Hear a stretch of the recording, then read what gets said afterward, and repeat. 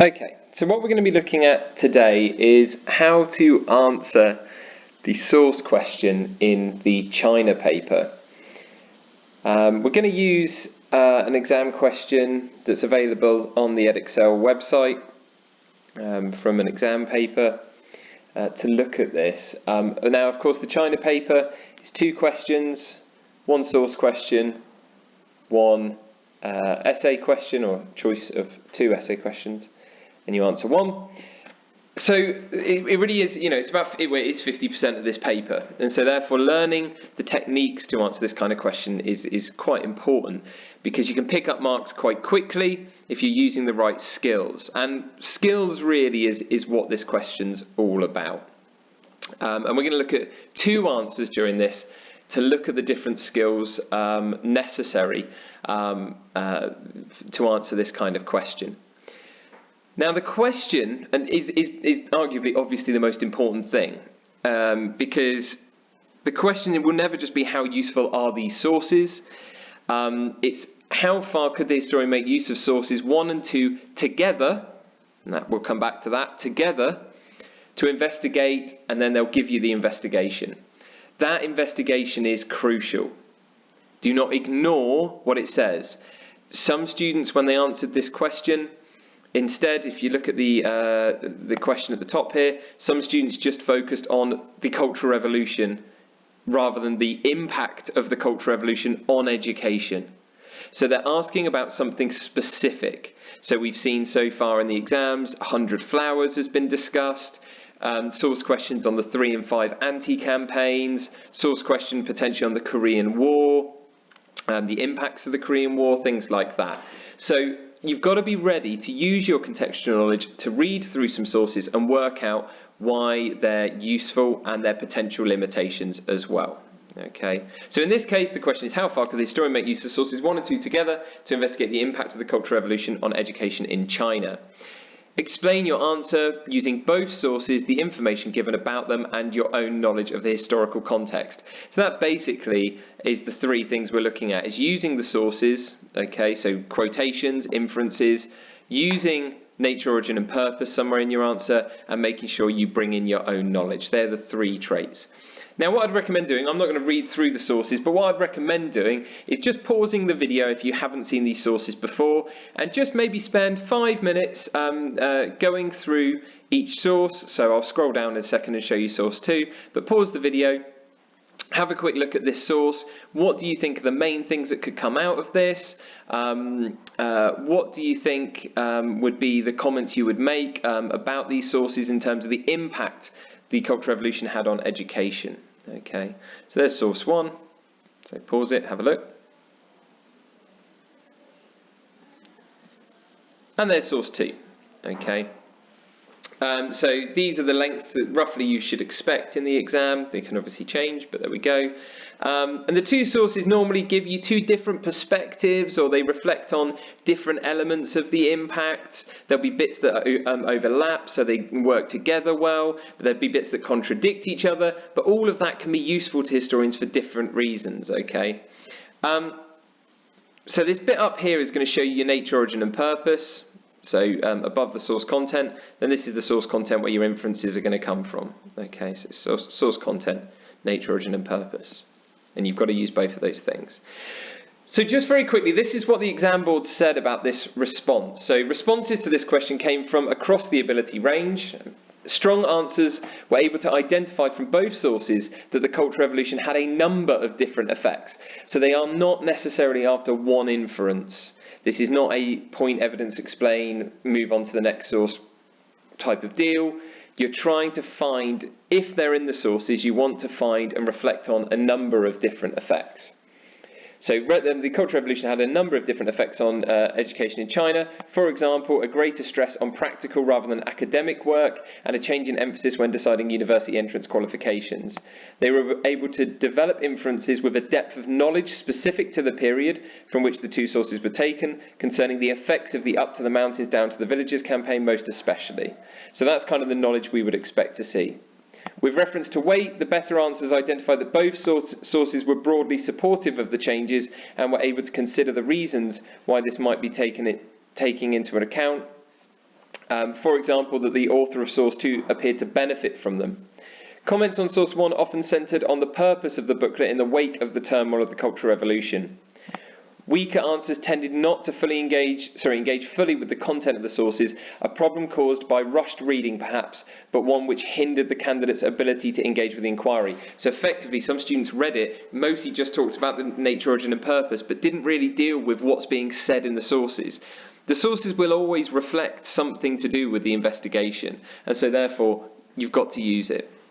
Many wrote extensively about the nature, origin and purpose of the sources, often along stereotypical lines without attempting to apply this to the content of the sources and coming to a judgment on their weight. So when they say weight, what it really means is of how far they could actually be used, not if they're useful or not, but actually how much could they be used.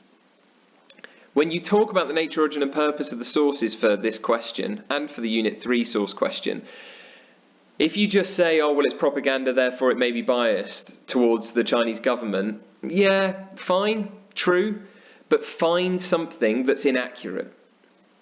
Find something that is, that shows you that from the source. If you can't find that in the source, then say, whilst we may expect this to be overly biased towards the Communist Party or the Cultural Revolution and its impact, actually this is a fairly balanced account, thereby making it more useful.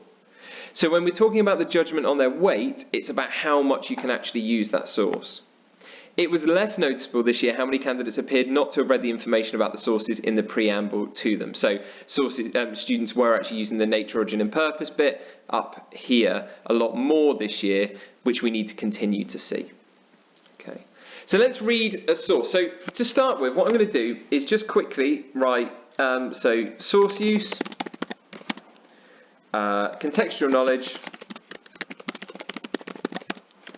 and nature, origin, purpose. Okay. So we'll do the same as we did for the other video, where I'll give 3 different colours, and then we'll see how students have used it throughout the answer. Okay, so let's get. Okay, because these are the 3 things the examiner wants to see. Now you can structure these answers in 2 different ways, and I'm going to go through, I think, 2 different responses with you to show you how they use both of these skills, in both answers. Okay. So let's read response 1. Both of these would obtain level 5, or did obtain level 5. Okay, so that's what we're aiming for. The Cultural Revolution had a significant and pronounced impact on education in China. Source 1 argues that this was an overwhelmingly positive impact. So whilst it's not detailed source use, that is using the sources, whilst source 2 acknowledges some of the positive impacts, but does also hint at some negative impacts. Okay, so nevertheless, together they become very useful for understanding through one from the government implementing the change and the other through from a student experiencing the impact. Now, just to say, this is not a model answer that's been typed. This is an actual response a student has given in the time frame. So this was a 45-minute answer that a student has written. Okay. So you notice there at the end there, they use the nature, origin and purpose again to just quickly summarise their overall usefulness. Okay, because they've used the idea of different perspectives to do that. So let's read what they say. So source 1 argues that the educational revolution has achieved notable success in regards to the impact of the Cultural Revolution and its results for China. So it's pretty easy inference. Indeed, it makes reference to how the Cultural Revolution led to students being forced to work together with workers and peasants. Good, so more use of the source. And this is also discussed in source 2. Now I'm going to put that in bold because there's a little bit of cross-referencing.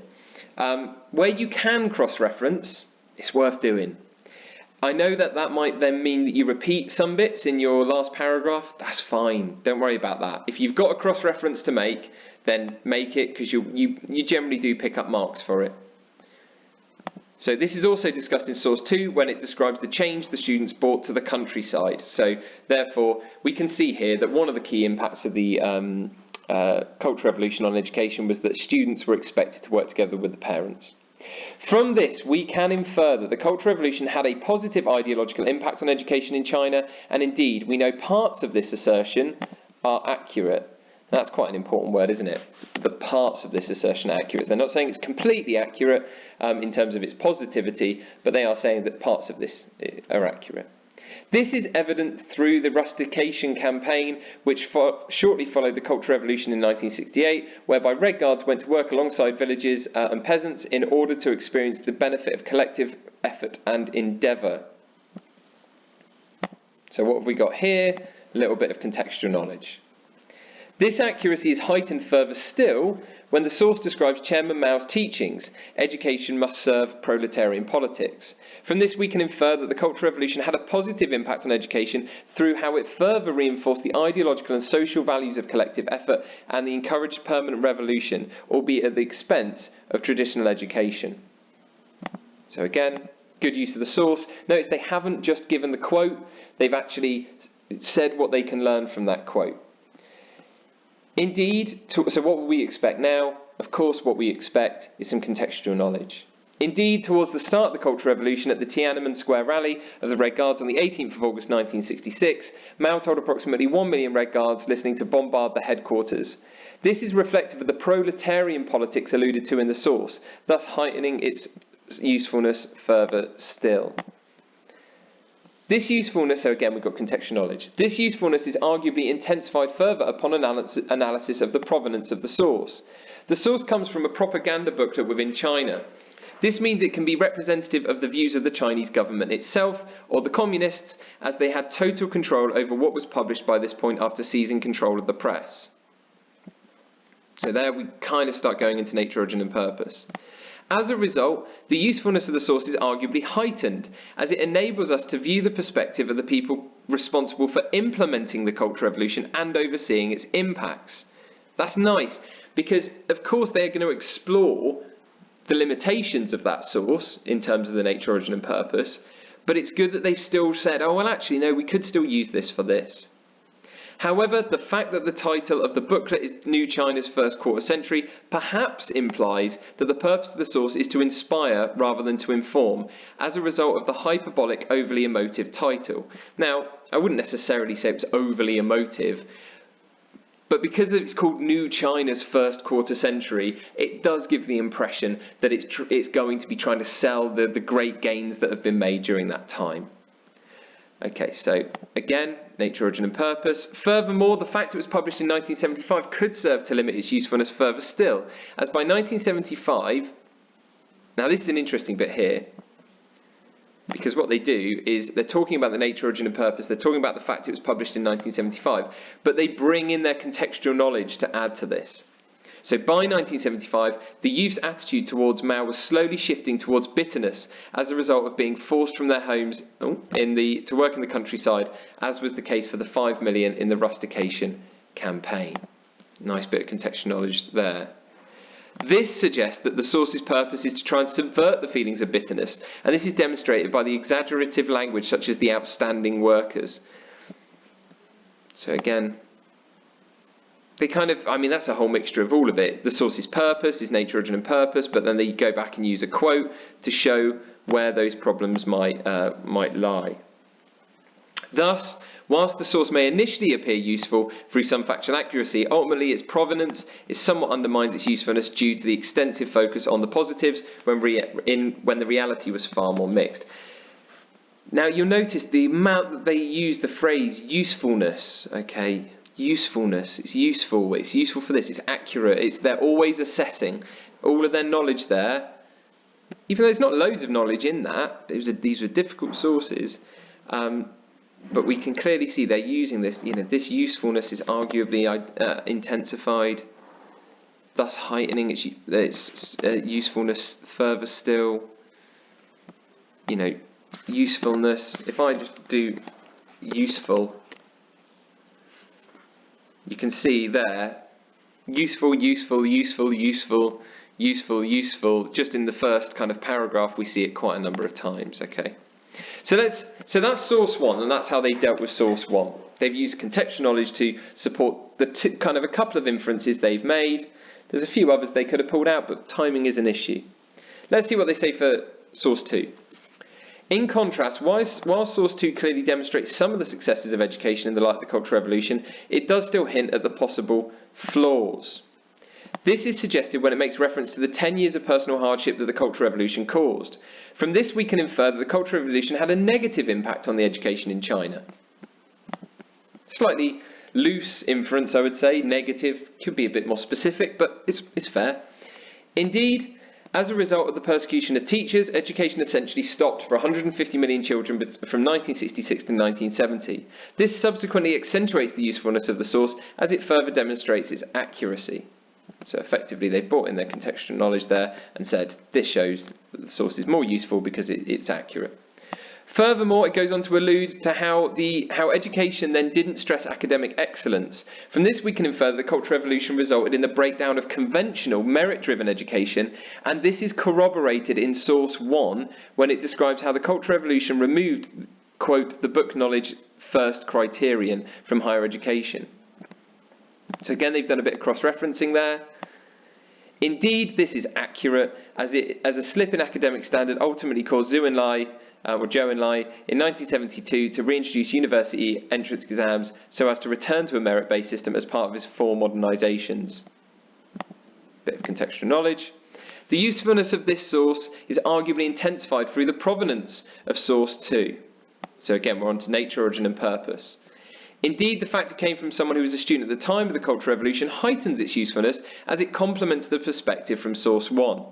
However, one could argue that, as the interview still took place in China and this individual seems to have benefited from the system that was in place, as he was now a head teacher, he may be reluctant to be overly negative.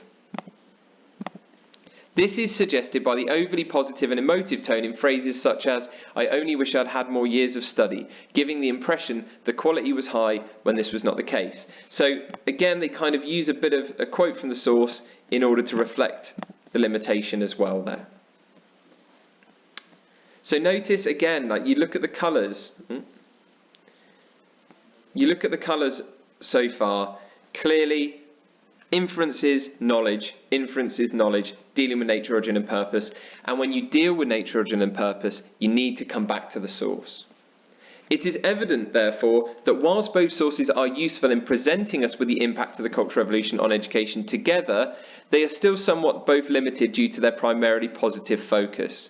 Nevertheless, they are clearly useful through how they both stress the positive aspects of education policy through slightly different perspectives. One reveals the government's mouthpiece and the other from a student, showing the potential intended impact of the Cultural Revolution and the subsequent experience of students. However, they are limited due to their questionable objectivity. Although Source 2 is more balanced, it still reflects a positive view alongside the overly positive viewpoint of Source 1. Now, I'd say that paragraph on togetherness, they could have done a bit more, but the examiner's given this a level 5. So, you know, we do understand timing is an issue, and they've displayed enough of the different skills of source use, contextual knowledge, nature, origin and purpose to get this up to level 5. So, let's look at another answer and how they've dealt with it. This is the other method you can use if you want to. I think it can sometimes be harder, and I don't think you can always use this method. I think if you do mostly focusing on Source 1 first, then Source 2, and then together, you're going to tick those boxes definitely. But you can always do this approach where you kind of do it more thematically. So you use both the sources together throughout your answer, clearly highlighting things like themes that then you can use both sources 1 and 2 to reflect, and you can do it theme by theme, which we haven't really practiced that much, primarily because you can get level 5 doing it either way. But some sources, you might just feel it lends itself to this approach, especially if you're going for the kind of 17 to 20 mark and you feel confident, then you could always try this. If you're not so confident, I'd maybe recommend the other approach. So let's have a look at this. So it's exactly the same question. Let's just look at another student that got level 5. These sources, when used together, are useful in revealing the impact the Cultural Revolution had on education after its most chaotic period of 1966 to 68 had ended. However, while there is some allusion in Source 2 to the impact of the Cultural Revolution on education at the height of its movement, the weight of this impact is not conveyed in either source. The sources can still be used to provide evidence of changing university, qualifications. So that's the little introduction, and now let's get into the nitty-gritty. These sources are both useful due to the areas in which they overlap, thereby giving more validity to what they are stating. For example, both sources have a focus on the recruitment of workers, soldiers and peasants into higher education in the 1970s, but this is mostly emphasised in Source 2, making the source somewhat useful. So was yellow the right one? Yes.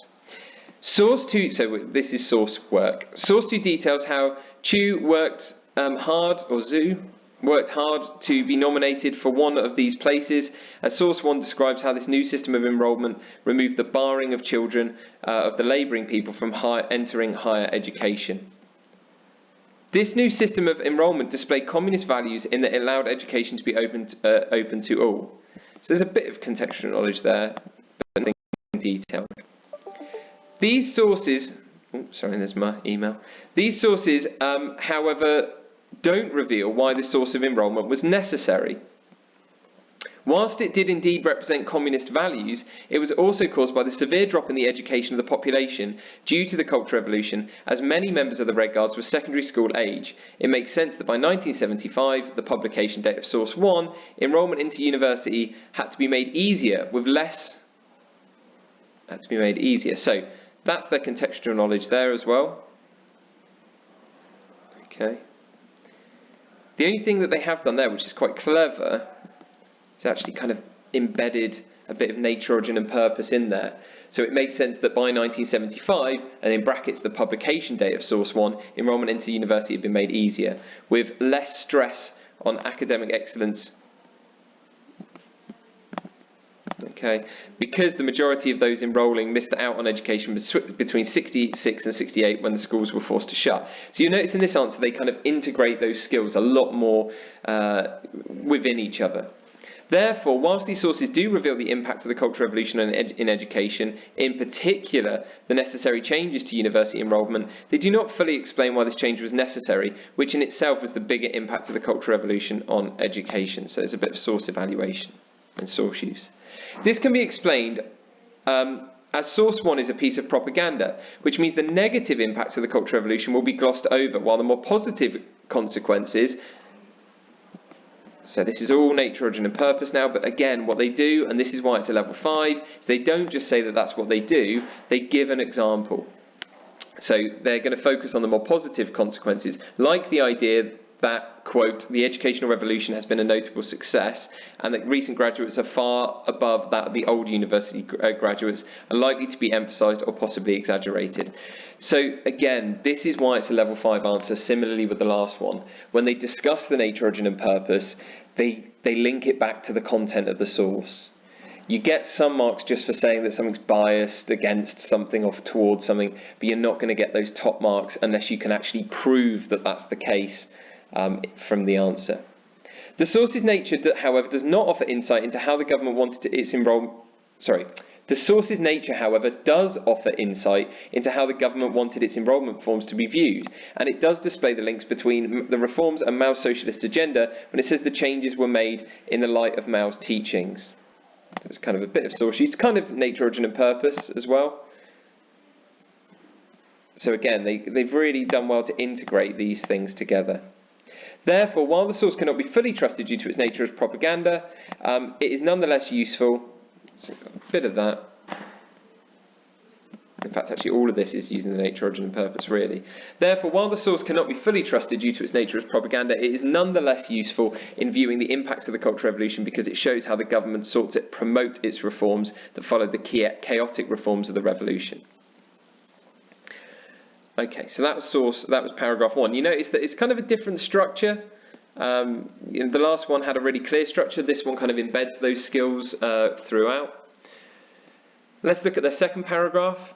Whilst these sources are limited in their expression of the more immediate impacts of the Cultural Revolution on education, Source 2 does open with an allusion to them, through the phrase 10 years of turmoil and personal hardship, which adds to the combined use of the sources. This phrase, along with Chu's subsequent development about how he, quote, wasn't given much choice over his move to the countryside, reveals the conditions of the Cultural Revolution and its immediate impacts.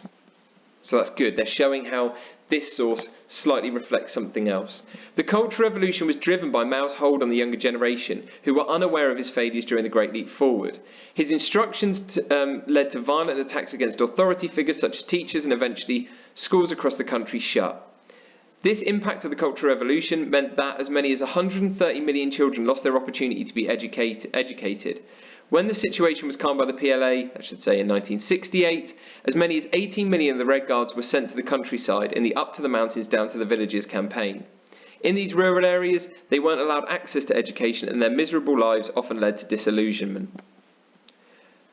So I would say that it would be useful to have a little bit more in terms... Oh, what have I done there? Have I switched colours? Yeah, this is all contextual knowledge. What did I say contextual knowledge was? Green. Sorry, I did something in the wrong colour earlier there. That's all contextual knowledge, okay? Sorry, just realised that these are the wrong colour. Blue. This is all contextual knowledge. I feel like they'd be better off just linking a bit more to the source. Again, these things happen, but a few more kind of thereby reflecting the accuracy of the source, which which may explain the 10 years of turmoil. You could come back to those quotes that he said here a little bit more, but there we go. Whilst these impacts to the education of millions are alluded to by Xu in his interview, the weight of the impact isn't conveyed, as he seems to have been one of the few that made the best of their situation. Okay. So there's a bit of analysis. So they say he mentions it, but he doesn't really go into the detail about it, but it is still useful because it mentions it, if that makes sense. And then they go on to explain why that might be, with a lovely bit of nature, origin and purpose, as he seems to have been one of the few that made the best of their situation. They could have been a bit more detailed there. Now, if you remember from the sources, he was working in China, so this bit here, he was working in China as a head teacher when he was interviewed. That's kind of important. So there, it seems like he's done fairly well out of the situation, so therefore they could have brought that in. To conclude, these sources are useful in revealing the longer-term impact of the Cultural Revolution on education, as they have a focus on the reformed university enrolment system. Okay, so that again, using the sources. However, other than a subtle allusion in source 2, neither source reveals the more immediate impacts of the Cultural Revolution, which actually held more weight because they caused the disillusionment of an entire generation, almost an entire generation. So it's a bit of kind of their own knowledge. Therefore, whilst the sources are only partially useful, as they focus on less immediate and less significant impacts on the Cultural Revolution, but the historian could still use them as evidence. Slightly kind of brief part there. And the examiner commentary at the bottom, though, tells us exactly what we need to know.